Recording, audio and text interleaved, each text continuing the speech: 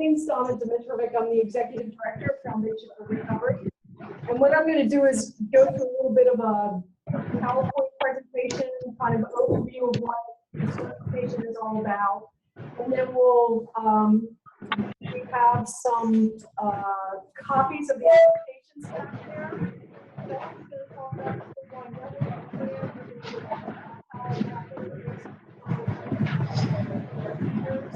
And then try to get some feedback from you guys on,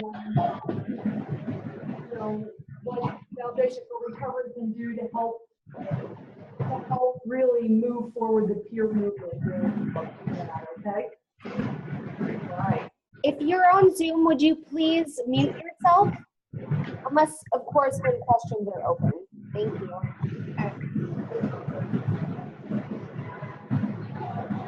Okay. So this certification body is Nevada Behavioral Health Association. That is the organization that makes certification. And so the state of Nevada decided that they wanted to do the certification for specialists, and the decision was made that they would use ICRC, which is an international credentialing body.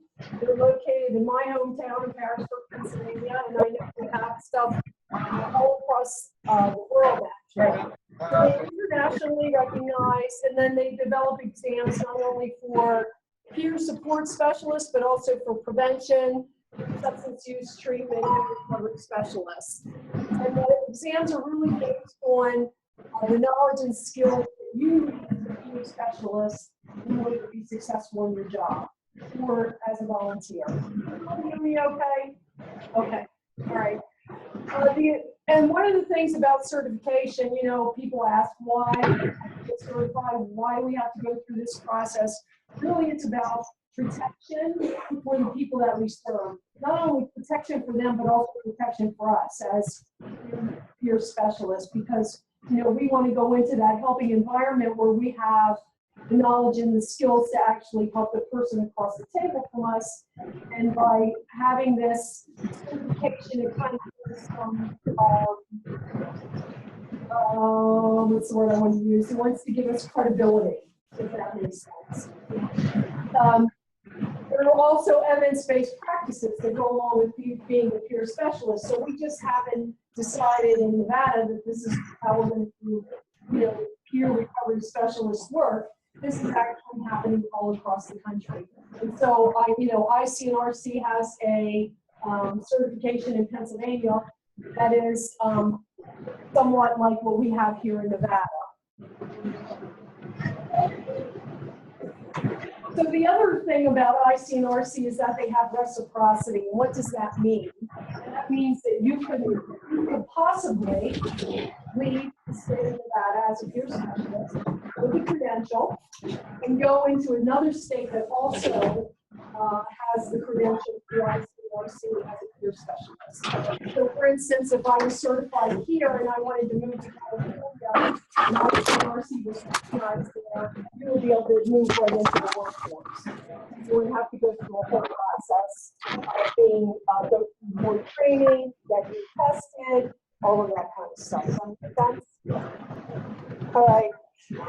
One of the things that you want to do is make sure that you investigate. So if you are interested in moving and you want to be a peer specialist, don't assume that the state that you're moving to is going to have reciprocity. You need to check on that, just so that you don't get to that state thinking you can move into the workforce. That may not happen. And you can also check out the ICNRC website. It will have a whole list of what states recognize their peer support specialist credential. The other thing is, you know, I just wanted to let you guys know it can be a little complicated. What? Oh, sorry. So it can be a little bit complicated. And then if you are planning on moving, you want to at least begin the process 3 months prior to moving. And only the boards that offer the same credentials. So for instance, ICNRC has, here in Nevada, we have prevention specialists, I think, and the peer recovery support specialist. You know, our drug and alcohol licensure or credential here is probably different, and it's not through IC nor C. So that's just a little bit of background about what reciprocity means. I know the first time I heard IC and RC, I had no idea what that means. So, you know, just to give you a little bit of background to help.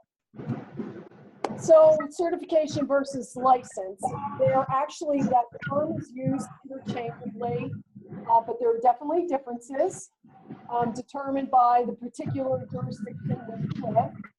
Certification is really the process of which a non-governmental organization grants recognition to individuals who have met the predetermined qualifications and demonstrated a knowledge of the skills and that is required in the profession by that organization. And certification is usually voluntary, but it also can be mandatory in some places. So here in Nevada, right now, it is not mandatory to be certified, but I think we have a great opportunity because we have this grandfathering period.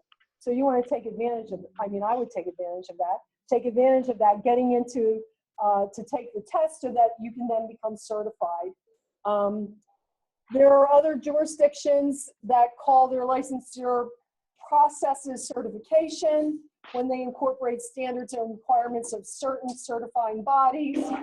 But that individual is required to be certified in order to have authorization to practice. So that's a lot of mumbo jumbo, really. But the reality of it is there's a difference between having a license and a certification. Okay, so, you know, there's a licensed drug and alcohol counselor, and there's a certified peer recovery support specialist. Make sense? Any questions? No? Okay. So there is an examination that people have to take, and IC and RC develops the exam, and they go through a whole process. So they have experts from the field that come in. They look at the job skills and the knowledge that's needed for a peer specialist, and they'll have folks from all different areas of the field. And then they gather all the information together into what they call a job analysis, and that's where they determine the questions and answers for the test. So it is a pretty rigorous event. It may take 2 years for them to come up with a certification. So, you know, I had been involved with our certification body in Pennsylvania, where it was a 2-year process where we put together that exam for folks to be certified. So again, it's written and by certified individuals and professionals who are determined to be subject matter experts in the field. And then there's a testing company that actually supports the testing. So they will help write the questions, and then it goes through a 3-tiered process for quality and accuracy. So it's quite an extensive process. So it's not just you being, you know, putting down all this information on your application. So, you know, really you really are being certified by an organization that really puts a lot of thought and value into your certification process. Make sense? Okay. So the peer recovery and support specialist certification, which you guys are interested in applying for, was actually instituted in the state in August of 2017, and there's a grandfathering period. So from now until December 1st of 2017, you have the ability to go into, to put in the application, your exam would be waived. Now, after that, any candidate, so after December 1st, if you don't get your application in, you would have to take the exam. So who likes to take exams? No one, right? So, you know, this is a great opportunity. The exam can only be waived during this grandfathering period. So only for these couple of months do we have the ability to do that.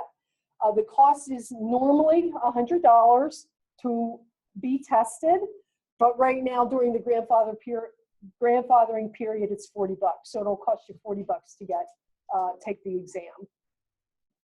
So it's great to be able to do that now. So what are the requirements for the peer recovery support specialist? So you want to have somebody with lived experience, which means The peer specialist should be in recovery for at least 2 years prior to your certification. Recovery is characterized by continual growth and improvement in one's health and wellness that may also involve setbacks. Because setbacks are a natural part of life, resilience becomes a key component of recovery. The education and training that you need is a high school diploma or equivalency. You're also required, in order to take the test, to have 46 hours of training, which includes 10 hours in advocacy, mentoring and education, recovery and wellness support, and then 16 hours in ethical responsibility. So guess what? You guys that took the test at Foundation for Recovery meet the requirements for this application because you have had a 46-hour peer recovery support specialist through Foundation for Recovery. So we'll go through the application then, but we can show you where you would just put in that you actually got the certificate from us, okay? Your work experience requirement for the exam is that you need to have 500 hours of volunteer or paid work experience specific to the domains. So on the application, you're going to have to list all of the hours that you have done since you were certified as a peer specialist through our training, and be able to document that. So that may take a little bit of time. You also want to be able to show that you've had 25 hours of supervision in the domains and provided by an organization's documented and qualified supervisory staff per your job description. So if you come to Foundation for Recovery and you are actually a volunteer coach, and you put in some hours, we can verify that you have had that supervision and provided peer coaching within our organization. Make sense? You may, yes, go ahead. No, you can ask a question now. What if you employ peer recovery specialists? If you employ, I'm not sure, clear of your question. Recovery specialists, part of our staff, actually employ peer recovery specialists as part of our program. Oh, no, that would, yeah, you supervise. Supervisor would sign off. Yes. Who is the supervisor? That would be who supervises your peer specialists at your organization. Well, I do, but I'm not a designated supervisor. I mean, is that a certain So who supervises you? Nobody. No one? You sound certified to me.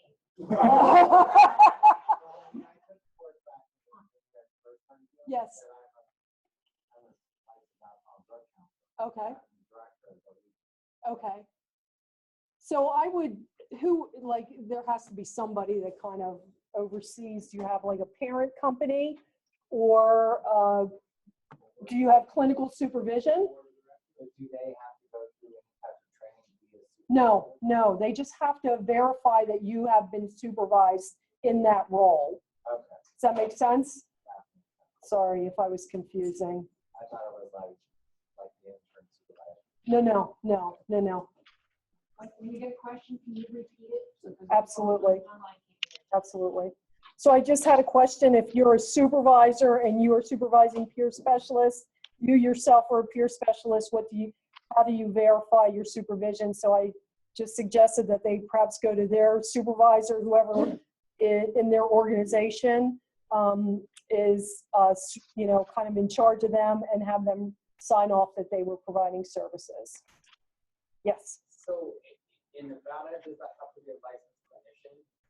I know in other states, we had to have 1 hour a week of supervision as a licensed clinician. I don't think that is the requirement here, because you can have volunteer hours too. So what I've been told, and I may be wrong, but I think Michelle Berry is on the call in case I'm saying something out of line. You could volunteer in a church and do peer, but you just have to have somebody that can witness them or supervise you doing that volunteer work. Make sense? Any other questions? Yes, I have a question. Okay. Since we took the training, my supervisor has changed. the new supervisor do not know anything about, do I try to find my old supervisor and have him to sign this document that I have this training and that my volunteers and everyone else have it?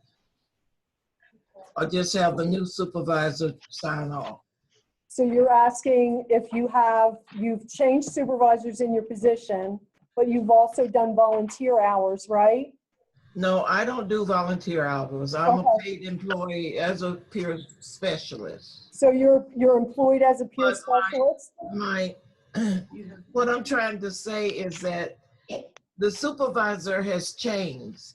The new supervisor is in place right now. Who do I get to sign this? Because the new supervisor do not know, he's new to this program. Okay, but does, Hi, this is is Natalie. there Can you guys somebody hear? else in the organization that knows of the work that you've been doing that can verify that you've been providing those services and supervised in that role? Yes.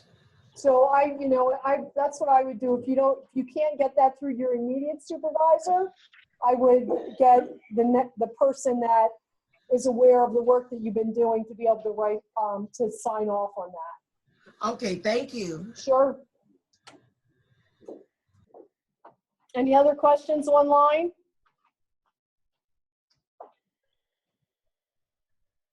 Okay, so here is the application. Some people here have actually a hard copy of it. Just going through it very quickly, the first couple pages is really demographic information for you to fill out. Page 4 will talk about the peer recovery and support specialist training that you've had. You can just put in that section that you have the 46-hour training through Foundation for Recovery, or if you received the training through CASAT, you could also add that, and then just I would add a copy of the certificate to your application.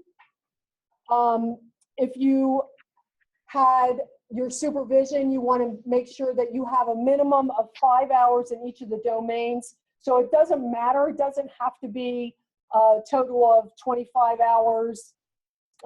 It has to be a total of 25 hours, but it doesn't have to be other than a minimum of 5 in each one. So you could have like 5 hours in advocacy. You could have 10 hours in ethical responsibility, maybe 5 hours in mentoring and education. So it doesn't have to equal a total of 25 hours for each one of those domains. Does that make sense? So I wanted to get online. Yes. Well, all you need is the minimum, but you can add more for sure.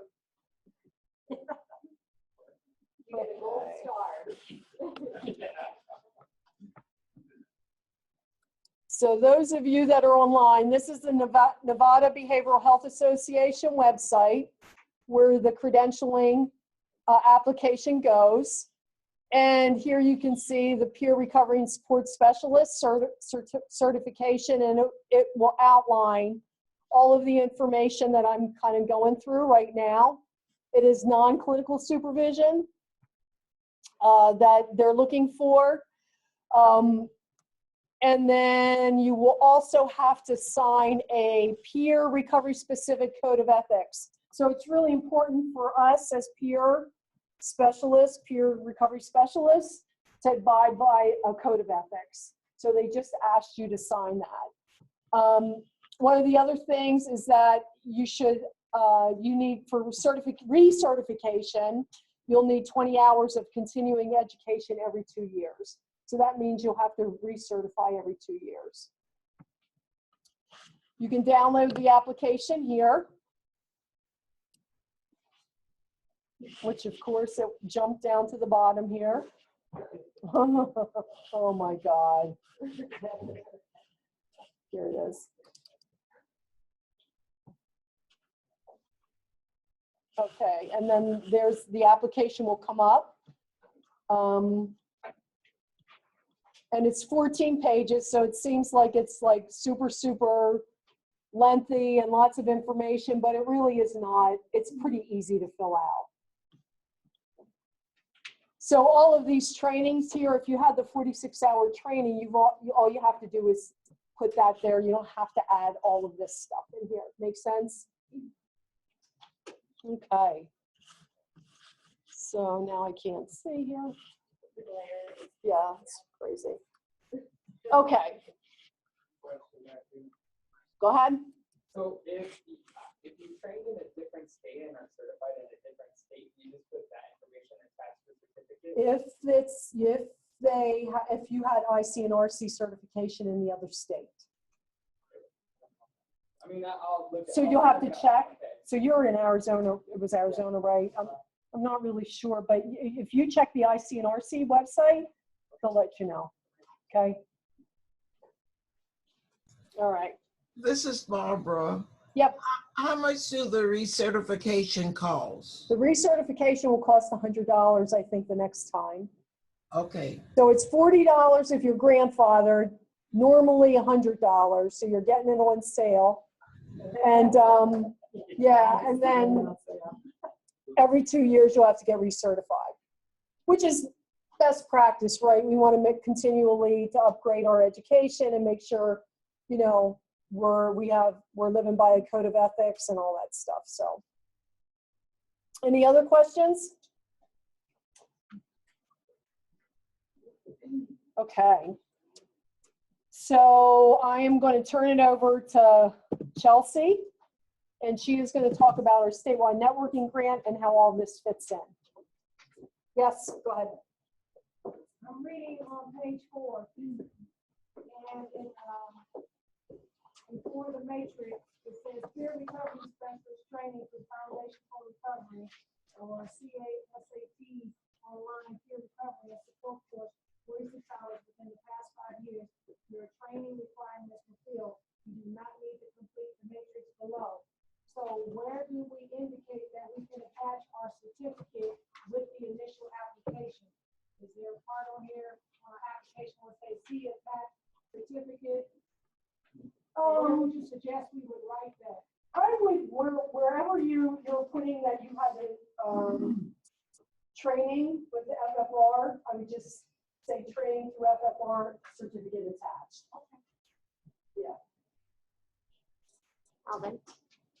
What's the find certificate, you guys can fix me a copy? Yes, we can. So the question we had here is that what if they can't find their certificate? The answer would be email us.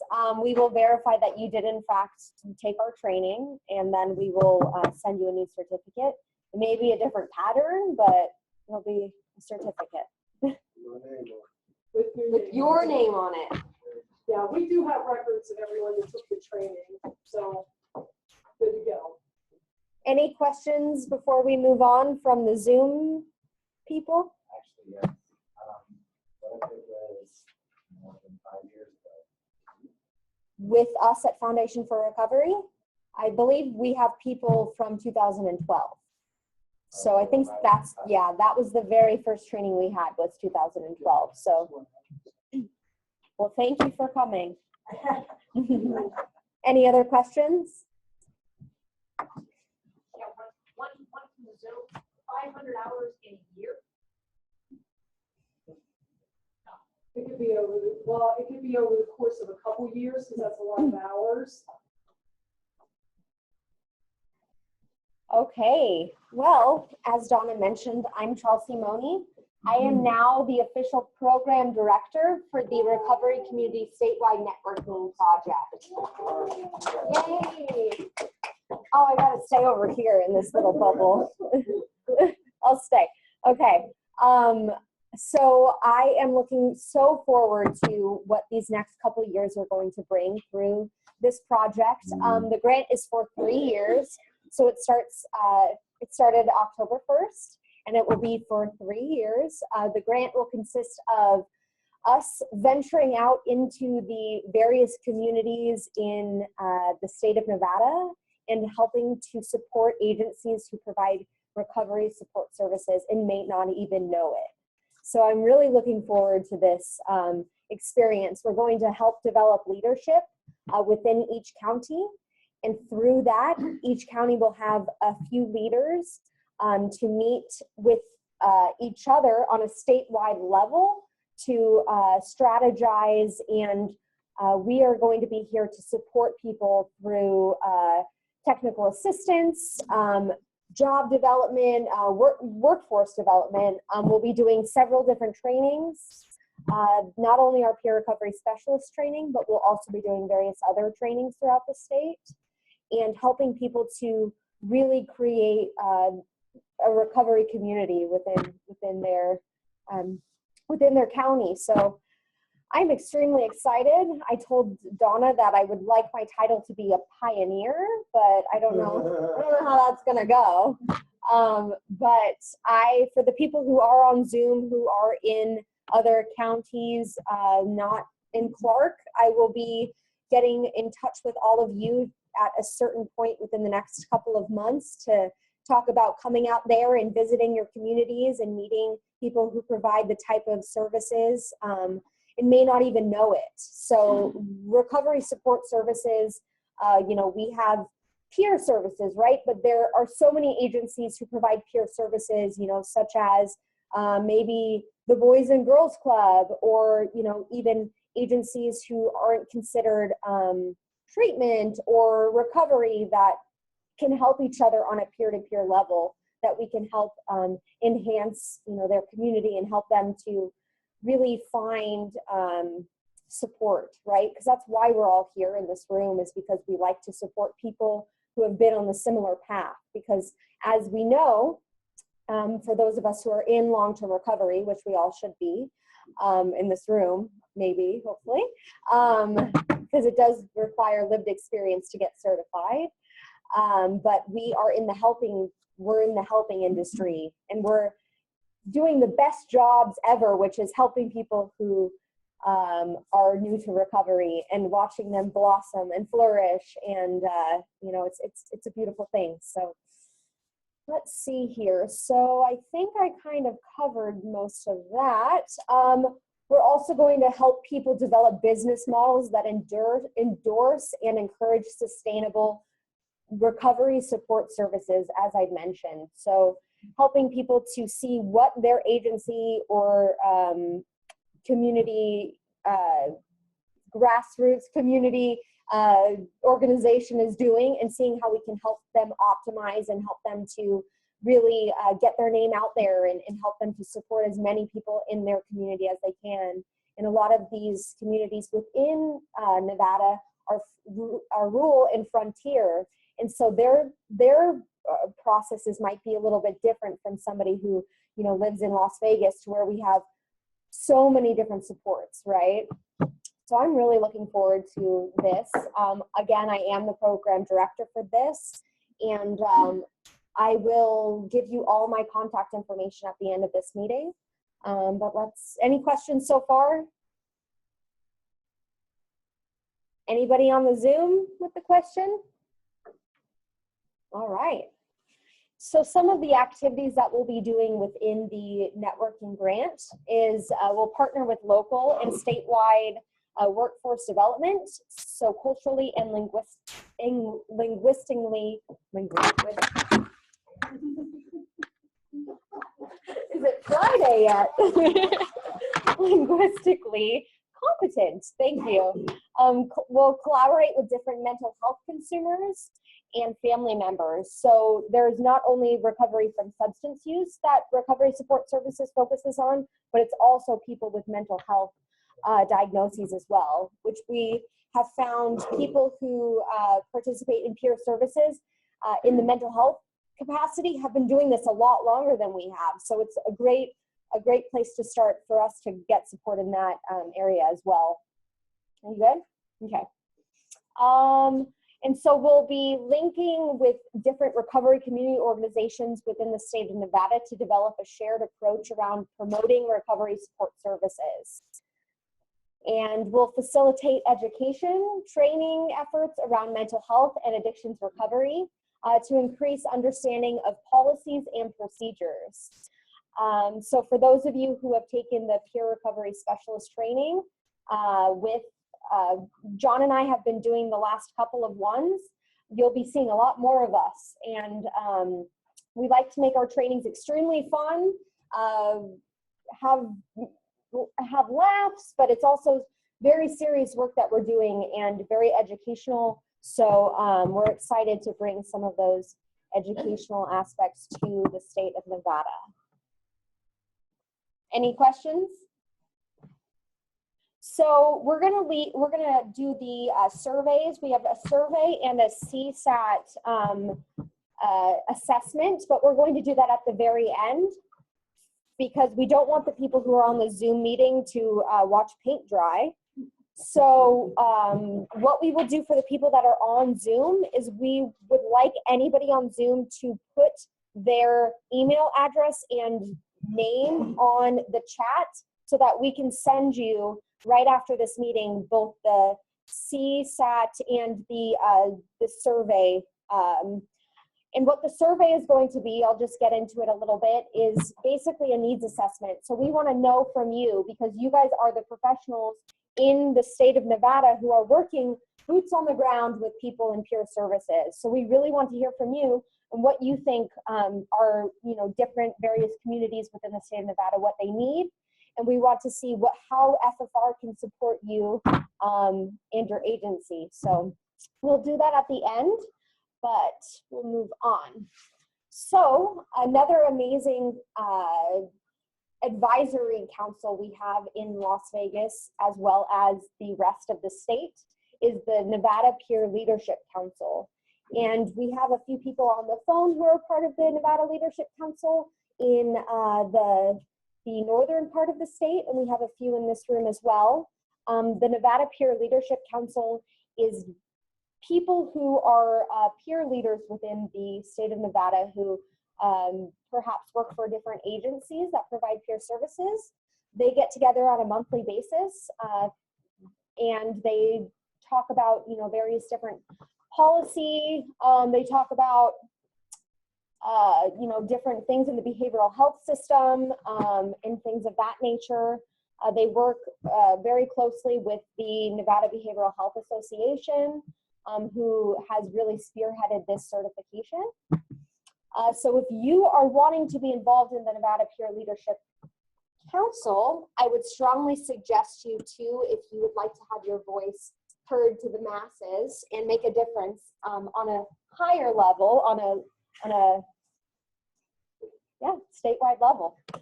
All right, so we have the Nevada Peer Leadership website. So it's www.nvpps.com. And so let's check it out.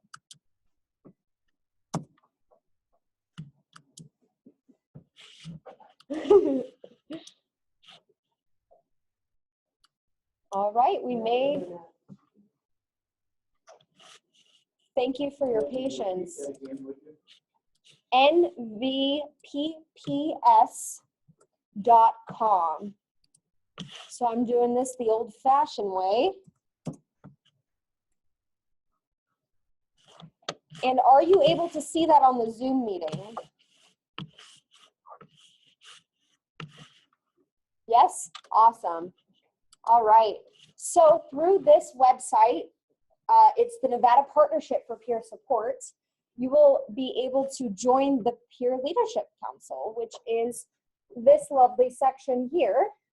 Those are all of you right down there if you sign up. So what you can do is on the Peers Wanted, you can create your application when you click right there. And this is basically for you to become a candidate for the Peer Leadership Council. So you would fill out your information and then you would send it to Janine Ward. If Janine is on this call, please correct me if I'm wrong.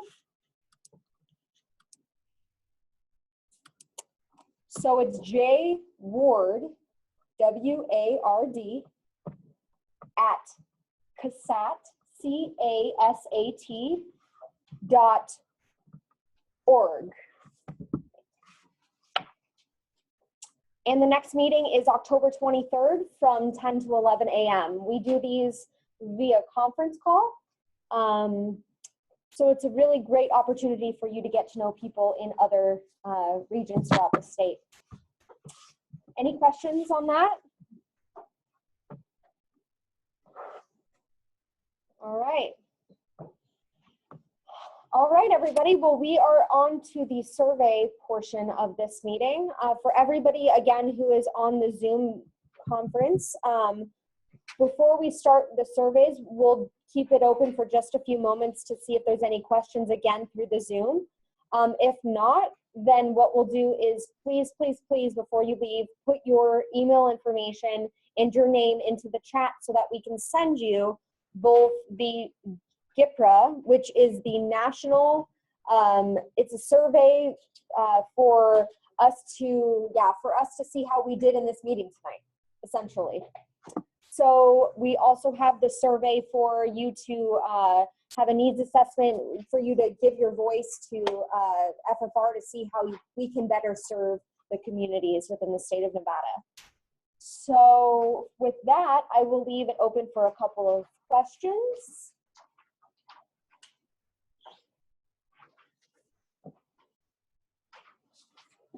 Yes. So the question we had was, when is the next certification training? Are you referring to the peer recovery specialist training? We will be holding one before the end of the year. So if you have people that are interested, please have them contact peer center at forrecovery.org. And we will send them the application to do the. Also, CASAT has an online peer recovery specialist training as well. So if they're unable to come to that meeting or they prefer to do it online, there's that availability too. You know the cost for that? The cost to,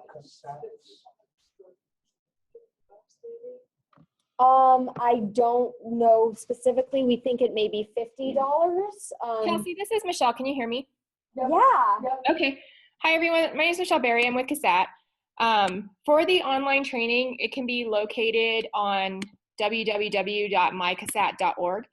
And then also the cost right now is $50. But I think for the grandfathering period, if you contact us directly, we'll waive that cost during this period for those who want to take the online course. So that will satisfy the 46-hour requirement and look at what is needed in each of the domains. Oh, fantastic. So if everybody did not hear, she said that if you contact CASAT directly and let them know that you are wanting to take the training, then they will waive the fee for the training while the certification period is, or the grandfathering period is going on. That's such wonderful news. Thank you. And you can go ahead and have them contact me directly. I can type my email address into the chat bar. Okay, is it just mberry at CASAT.org? Yeah. Okay, so MBERRY at CASAT.org. That's fantastic. Thank Sure. you. Yeah, this cassette baseline training, is that this for the online training? That's This C. survey? That's CSAT. So that's the. You're going to take a survey in a moment. That's going to say, did you like what we're doing up here tonight? And you could say whatever your heart desires in those. In that You said that cassette. Yes, there are two different. Yes, CSAT, CSAT. the Center for Substance Abuse Treatment, which has provided us with a grant to do the statewide networking grant, is a federal agency. And then CASAT, and I don't know what the acronym stands for, Michelle. Is, We are the Center for the Application of Substance Abuse Technologies, but CASAT's easier. And we're a center located in Northern Nevada. So I think that we partner a lot with FFR to do the trainings in Northern Nevada as best that we can. But I know that we did collaborate together to put together the face-to-face training that the majority of you have taken. So I think regardless of which avenue you take, it's a really well done training, and we're excited that so many of you are on the line and wanting to move forward with the peer certification process. Thank you. Thank you. So, let me be perfectly clear. Okay. Okay, we have a question. The $40 that she says that will be waived, that's $40 you guys are talking about. No, Different. that is to become a peer recovery specialist through CASAT, doing their online, yes. But the certification, yes, during the grandfathering period, but for the certification is $40. $100 after December 1st, so, Right. and you don't have to take the test. Yes. Yes. Yes. Correct. Any other questions? That $40? I don't have $40. Maybe your agency may sponsor you, you know? You never know. Are there any other questions about the application or the process itself? Should we fill this out now? Well, yes, or you can, take it with you and then fill it out, make sure you get your verification from your supervisor. And then you're gonna wanna attach the certificate if you have that, $40 check, and then send it into right here, the Nevada Behavioral Health Association. It's on the back page. You're gonna mail it to them. Okay, and what about, I don't know what I have my certificate, I moved since I went to the training and I have no Okay. idea what I did with it. So, We can get it for you. so you Yeah. took the training here at Foundation for Recovery? Yes, and when I went because of Okay, just email me. My email is cmony@forrecovery, FORRECOVERY.org. So if you're needing a certificate and you took our training, you're more than welcome to email me and we'll look and see the specific dates from your training and then we'll send it over. Would you do that again, please? CMONY@forrecovery.org. Spelled out, not the number, that's right. Any questions from Zoom? We must be doing something right then. So Chelsea, this is Michelle. I know that, certificates are sometimes hard to get a hold of or for folks to remember where they place them. But I think that if FFR can just send us a list of individuals who have taken the exam since the beginning when we start, or not the exam, but the training from the time that we started the process. If they don't have a copy of their certificate, then we can cross-reference that with the list that you provide. Okay. So for anybody that didn't hear Michelle, we're going to send them over our list of individuals who have taken our training since 2012. And so you will not need to get a second copy of your certificate once you send in your application. Just let us know on your application the approximate time that you took it and we'll cross-reference. Yeah, just on your application, just write down what roughly around what time you took or date you took the training, year maybe. Thank you so much. That is really helpful. What's the personal ID code on top of this survey? We're gonna wait until we have all questions because I'd rather the Zoom people not have to watch you guys take, the surveys. But that is a very good question. We'll get to that in a moment. Do you have a question? Your summer trainings that you're gonna do on your new project, will those include CEUs? Wow, that's a very, very good question. Will they be CEU? We're going to, So the question was, will we be offering CEUs with our additional training for the grant? And I don't have, I think, yes, absolutely. I would love Chelsea, we can work with you to coordinate the CEUs. That's no problem. because SAT is going to coordinate that with us. So, yay!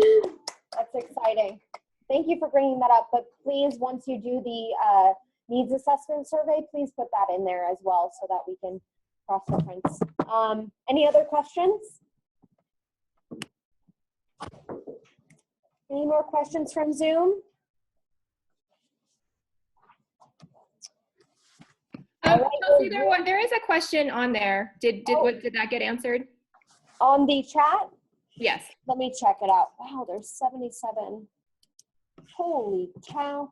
The last one about the one with the NAMI volunteer work qualify for our requirements. So the question here was, will my NAMI volunteer work qualify for the hour requirements? Yes, because you're doing peer work. So the peer-to-peer, if that's what you're referring to, you're doing this NAMI peer-to-peer work, then absolutely you will qualify for those hours. You just need to get it signed off from your supervisor. Thank you. Yeah. Any other questions? Okay, well, thank you all so much on Zoom. We will be sending you the 2 surveys, both the needs assessment survey as well as the CSAT survey. And if you can get that back to us as soon as possible.